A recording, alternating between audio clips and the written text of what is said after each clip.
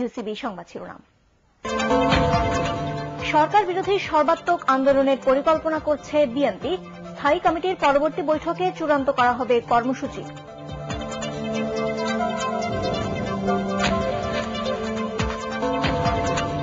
রাজধানীর প্রধান সড়কগুলো থেকে কোরবানির বর্জ্য সরিয়ে নেওয়া হলেও মহল্লার ভেতরে কাজ চলছে ধীর গতিতে।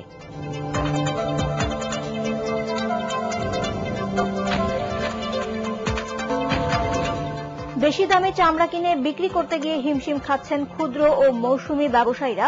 বাজার অস্থিতিশীলতার জন্য ক্ষুদ্র ব্যবসায়ীদের দুষলেন আড়তদাররা। মিয়ানমারে এখনই সামরিক শাসনের অবসান হচ্ছে না বলে মনে করছেন অং সান সু চি।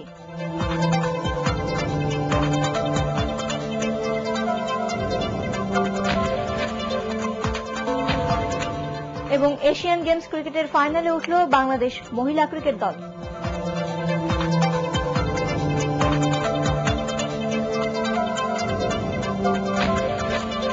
বন্ধ সংযোগ চালু করলেই 25 পয়সা বিল।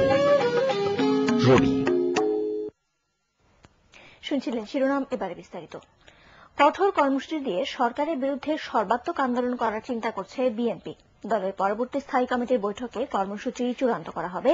সকালে বিএনপি চেয়ারপারসনের গুলশানের কার্যালয়ে সাংবাদিকদের দলটির সিনিয়র যুগ্ম মহাসচিব মির্জা ফখরুল ইসলাম আলমগীর এই কথা জানান। তিনি আরও জানান, ঈদের ছুটির পর বিএনপির স্থায়ী কমিটির বৈঠক ডাকা হবে। বিস্তারিত হুমায়ুন চিস্তির রিপোর্টে।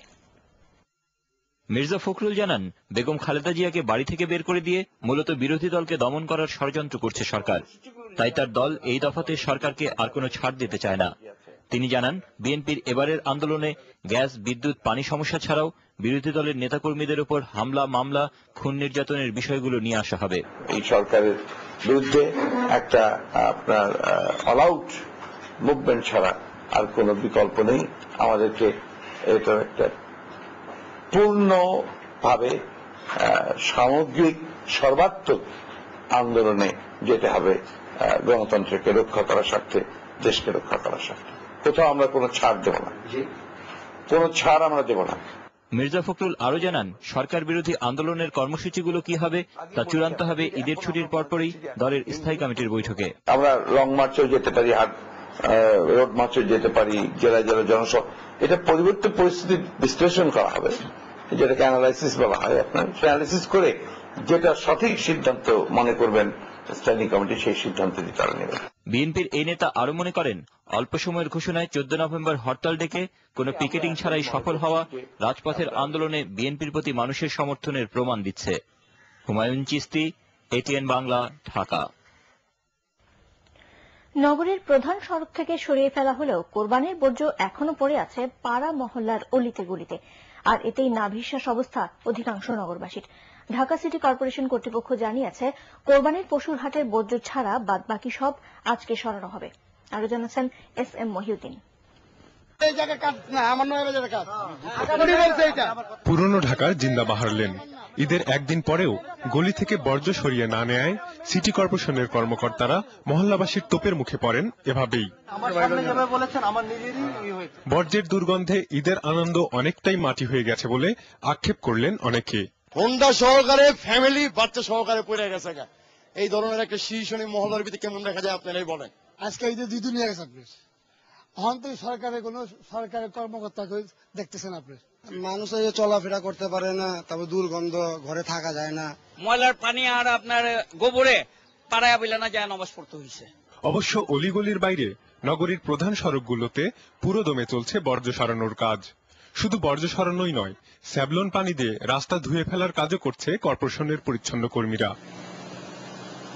এদিকে ঈদের দ্বিতীয় দিনেও কোরবানি দিচ্ছেন অনেকে, জমা হচ্ছে নতুন বর্জ্য। নতুন করে যারা আজকে কোরবানি দিচ্ছেন বা আগামীকাল কোরবানি দিবেন, এই জিনিসটা পরিষ্কার করাটা আমার বাকি থাকবে। নগরবাসী যদি মনে করেন যে বর্জ্য ব্যবস্থাপনাটা আমাদের সবার, তাহলেই কিন্তু আমার পক্ষে এই বর্জ্য ব্যবস্থাপনা করাটা সোজা হবে। ঢাকা সিটি কর্পোরেশনের হিসেবে এবার নগর জুড়ে বৈধ অবৈধ মিলিয়ে পশুর হাট বসেছিল প্রায় 45টি।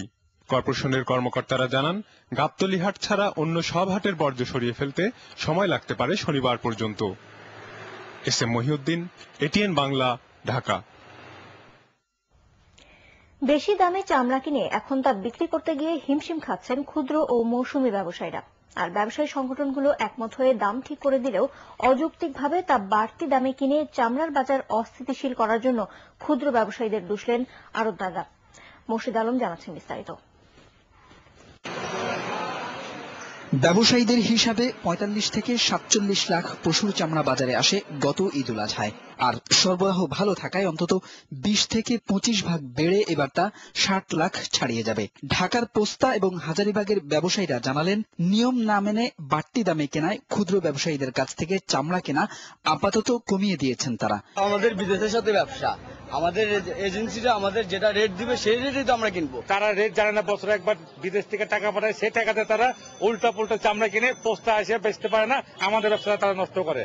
তারা জানিয়েছেন, চামড়া বোঝাই গাড়ির এই লাইন যতটা বাড়বে ততটাই দাম কমতে থাকবে, আর বাড়বে ক্ষুদ্র ব্যবসায়ীদের ক্ষতির পরিমাণও। রাত্রে মূল্য হচ্ছে আপনার ১৬০০, এখন মূল্য ১২০০, ১৩০০, ১৪০০।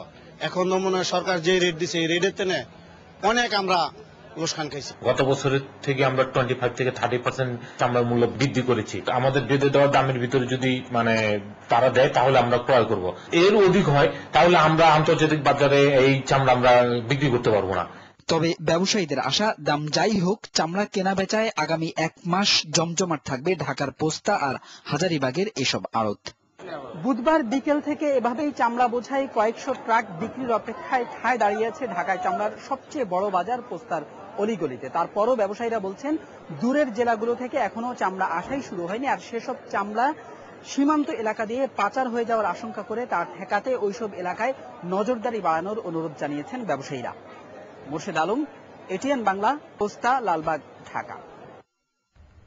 এবারে মিয়ানমার প্রসঙ্গ। মিয়ানমারের গণতন্ত্রকামী নেত্রী অং সান সুচি বলেছেন, তার মুক্তির মানে এই নয় যে এখনই তার দেশে সামরিক শাসনের অবসান হচ্ছে। বার্তা সংস্থা এপিকে দেয়া এক সাক্ষাৎকারে সুচি আরো বলেন, মেয়াদ শেষ হওয়ার কারণেই সামরিক শাসক তাকে মুক্তি দিতে বাধ্য হয়েছে, এর পেছনে অন্য কোনো কারণ ছিল না। বিস্তারিত কঙ্কন নাগের রিপোর্টে। এই মাসের ১৩ তারিখ সুচি মুক্তি পাওয়ার পর মিয়ানমারে গণতন্ত্র প্রতিষ্ঠার বিষয়ে নতুন করে আশাবাদী হয়ে ওঠেন দেশটির অসংখ্য মানুষ। অচিরেই সামরিক শাসনের জাঁতাকল থেকে মুক্তি মিলবে এমন বিশ্বাসও জন্মায় অনেকের মনে। তবে এখনই সামরিক শাসন অবসানের সম্ভাবনা দেখছেন না দেশটির গণতন্ত্রের প্রতীক অং সান সুচি। এছাড়া তার মুক্তির বিষয়ে সুচি বলেন, আমার বন্দিত্বের মেয়াদ শেষ হয়ে গেছে বলে